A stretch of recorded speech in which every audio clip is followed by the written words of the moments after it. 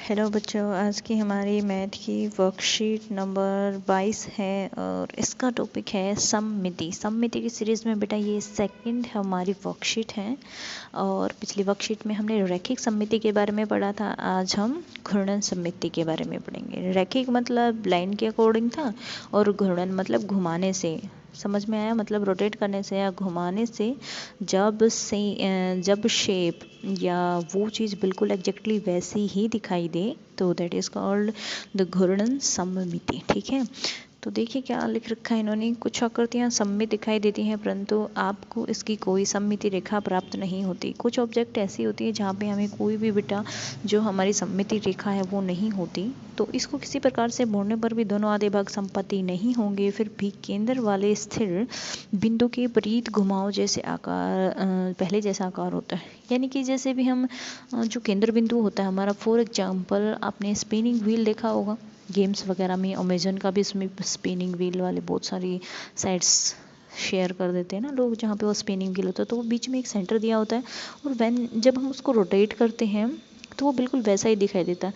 आप नंबर्स भूल जाओ, उसके ऊपर जो कुछ लिख रखा आप उसको भूल जाओ। आप when you rotate that spinning wheel तो उसको जो शेप होती है वो बिल्कुल वैसी ही दिखाई देती है ना, या फिर वृत्त से वो स्क्वायर बन जाता है, ऐसा तो नहीं होता ना, तो वो बिल्कुल एग्जैक्टली सेम दिखाई देती है। ठीक है, तो वहाँ पे कौन सी सममिति है? घूर्णन सममिति। और वो जो बीच में सेंटर दे रखा है तो उसको कहेंगे हम सेंटर ऑफ रोटेशन, यानी कि घूर्णन का केंद्र। ठीक है, और जितनी वो घूमेगी, यानी कि मान लो वो थोड़ा सा घूमता है, जितना वो घूमता है, जितनी डिग्री पे वो घूमता है, that is called the angle of rotation, यानी कि कोण, घूर्णन कोण।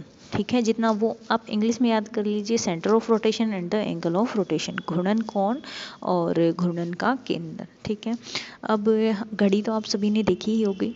जिस डायरेक्शन में घड़ी की सुइयां घूमती हैं उसको कहेंगे हम क्लॉकवाइज, दक्षिणावृत्त, और उसके अपोजिट होता है एंटी क्लॉकवाइज। क्लॉक घड़ी मतलब क्लॉक की डायरेक्शन में घूमती है तो क्लॉकवाइज, और क्लॉक से अपोजिट घूमती है that is the anti clockwise. ठीक है, याद रखें प्रत्येक समबाहुभुज की उतनी ही सममित रेखाएं होती हैं जिसकी जितनी उसकी भुजाएं होती हैं। तो ये हमने पिछली वर्कशीट में किया था।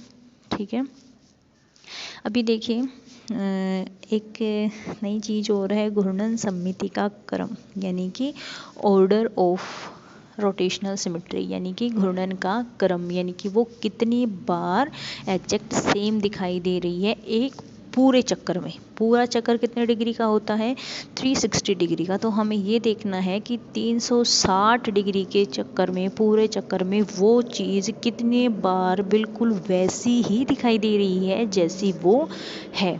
ठीक है, तो देखिए अक्सर जेड, तो ये किसके बारे में बोल रहा है? अक्सर जेड के बारे में। तो जेड बेटा कुछ ऐसा दिखाई देता है। ठीक है, तो हमें यहाँ पे देखना है कि हमारी सममित रेखाएं कितनी हैं यहाँ पे, फिर घूर्णन का केंद्र क्या है और घूर्णन सममिति का क्रम क्या है और घूर्णन का कोण। घूर्णन का कोण मैं अभी बता देती हूँ। तो देखिए इसमें लाइन ऑफ सिमेट्री यानी कि सममित रेखाएं हैं। सममित रेखाएं मतलब वो लाइन जिसके खींचने पर, जिसको हम फोल्ड करें तो एग्जैक्टली वो बिल्कुल वैसा ही दिखाई दे, यानी कि उसका लेफ्ट पार्ट और उसके राइट पार्ट को कम्प्लीटली कवर कर ले। तो इसमें है सममित रेखा? नहीं है। अगर मैं यहाँ से कोई लाइन ड्रॉ करती हूँ तो इसको फोल्ड करेंगे तो ये कवर नहीं कर पाएगा, अगर ऐसे ड्रॉ करूँगी तो भी ये कवर नहीं कर पाएगा। ठीक है, तो सममित रेखाएं हैं? नहीं है, तो यहाँ पे हम लिख देंगे नहीं, कोई भी सममित रेखा नहीं है। ठीक है, अब घूर्णन का केंद्र, तो हम सममित रेखाओं से तो हम घूर्णन का केंद्र इसका निकाल नहीं सकते। देन घूर्णन सममिति का क्रम, तो क्रम का मतलब क्या होता है? घूर्णन सममिति यानी कि 360 डिग्री के घूर्णन में वो चीज़ जितनी बार एग्जैक्ट सेम दिखाई दे। ठीक है, हम देखेंगे, अब हम इसको 360 डिग्री तक घुमाएंगे और देखेंगे कि हम ये कितने कितने डिग्री के ऊपर बिल्कुल वैसा ही दिखाई देता है। ठीक है, तो फर्स्टली वी ड्रॉ जेड, तो फर्स्टली हम इसको 90 डिग्री पे रोटेट करेंगे।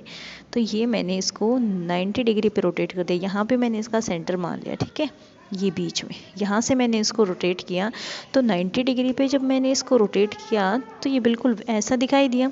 फिर जब मैं इसको 90 + 90 यानी कि 180, फिर इसको 90 डिग्री पे घुमाऊंगी, फिर यानी कि अब ये जिस पोजीशन पे है इसको 90 डिग्री पे मैं रोटेट करूँगी तो ये कुछ ऐसा दिखाई देगा। ऐसा ही दिखाई देगा, एग्जैक्ट सेम दिखाई दे रहा है। 90, पहले 90 घुमाया था, फिर 90 घुमा दिया तो ये कितना घूम गया 180 डिग्री।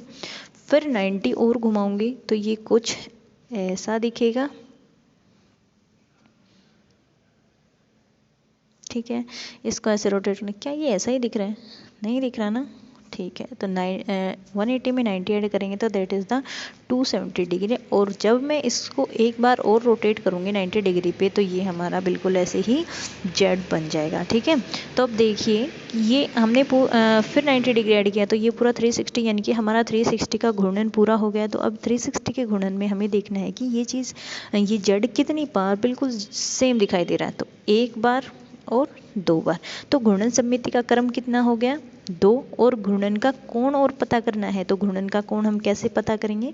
तो यहाँ पे हमने लिखा घूर्णन सममिति का क्रम, घूर्णन सममिति का क्रम कितना हो गया 2 हो गया। और अब हम लिखेंगे घूर्णन का कोण। घूर्णन का कोण निकालते हुए हम क्या करेंगे? घूर्णन का कोण निकालते हुए जैसे यहाँ पे हमारा 2 था तो 360 यानी कि 360 को मैं 2 से भाग कर दूंगी तो कितना आ जाएगा 180। तो घूर्णन का कोण कितना हो गया बेटा 180 डिग्री, ठीक है। कैसे निकालना है पता चल गया। 360 को जितना हमारा क्रम होगा हम उससे भाग कर देंगे। अभी देखिए अक्षर एस को हम ऐसे बनाएंगे, बिल्कुल सेम जैसे ही जेड को किया था ना, बिल्कुल ऐसा ही है, सेम ही आंसर है इसका भी, ठीक है। नेक्स्ट है अक्षर ई, ठीक है। हम ई को रोटेट करेंगे। Firstly when I rotate it it looks like this, then I rotate it तो ये ऐसा दिखेगा। फिर मैं इसको रोटेट करूँगी तो ये ऐसे हो जाएगा, और लास्ट में मैं इसको रोटेट करूँगी तो ये ऐसे हो जाएगा। तो ये कितनी बार सेम दिखाई दिया? एक बार। कितनी बार दिखाई दिया? एक बार। तो घूर्णन सममिति का क्रम क्या हो गया? 1 हो गया। और घूर्णन का कोण कितना हो गया 360 डिग्री। नेक्स्ट देखिए वृत्त। वृत्त के बारे में मैंने आपको पिछली वर्कशीट में भी बताया था। वृत्त में कितनी सममित रेखाएं होती हैं? इनफाइनाइट होती हैं। और के केंद्र क्या हो जाएगा? जहाँ पे सममित रेखाएं काट रही हैं एक दूसरे को, यानी कि जो मध्य बिंदु है वो क्या हो जाएगा? केंद्र हो जाएगा। और घूर्णन सममिति का क्रम आप कितना ही रोटेट करो आप उसको, ठीक है, आप उसको कितना ही रोटेट करो वो बिल्कुल वैसा ही दिखाई देगा, है ना। बताया था ना वृत्त के बारे में। तो चलिए अभी हमारी एक्सरसाइज करते हैं। निम्नलिखित आकृतियों में से किन आकृतियों में एक से अधिक क्रम की घूर्णन सममिति है? यानी कि हमें घूर्णन का क्रम ज्ञात करना है कि वो 360 डिग्री के राउंड में कितनी बार एग्जैक्ट सेम दिखाई दे रहा है, ठीक है। तो अब देखिए ये फर्स्ट हमारा वृत्त दे रखा है, ठीक है। जब मैं इसको 90 डिग्री पे रोटेट करूँगी तो ये ऐसा ही दिखाई देगा, फिर 90 पे करूँगी तो ऐसे ही दिखाई देगा। तो एक से ज़्यादा हो गया ना, तो इसका एक से ज़्यादा हो गया। नेक्स्ट ये हमारी त्रिभुज है, तो एक बार मैं रोटेट करूँगी तो ये वाला साइड ऊपर आ जाएगा, फिर ये वाली, फिर ये 3 हो गया ना, ये भी ज़्यादा हो गया। ये देखो थर्ड, इसको मैं रोटेट करूँगी एक बार तो ये ऐसे दिखेगा, दूसरी बार रोटेट करूँगी तो ऐसे दिखेगा, फिर तीसरी बार रोटेट करूँगी तो ऐसे दिखेगा ना, और लास्ट में रोटेट करूँगी तो ये ऐसे दिखेगा। यानी कि इसका एक ही है, इसका एक से ज़्यादा नहीं है। इसका भी एक से ज़्यादा है, फर्स्ट का भी इसका एक से ज़्यादा है, इसका भी एक से ज़्यादा है, और इसका एक से ज़्यादा नहीं है। नेक्स्ट देखिए डी एच, इसको रोटेट करेंगे तो एक बार तो ये मेरा ऐसे बन जाएगा, फिर करूँगी तो ये ऐसे हो जाएगा, तो एक हो गया, फिर करूँगी तो ये ऐसे ही दिखेगा, और लास्ट में फिर ये ऐसे दिखेगा। यानी कि तो कितना हो गया 2 इसका हो गया बेटा, ठीक है। तो ये भी एक से ज़्यादा है। नेक्स्ट देखो, नेक्स्ट का भी एक से ज़्यादा होना है, इसका भी एक से ज़्यादा हो जाएगा, ठीक है। तो सेकंड देखो, सिर्फ इसका सी का नहीं है, सी का सिर्फ एक है, एक से ज़्यादा और सभी का है। सेकंड देखो, प्रत्येक आकृति के घूर्णन सममिति का क्रम बताइए। तो हमें क्रम बताना है कि इसमें कितना है घूर्णन सममिति का क्रम।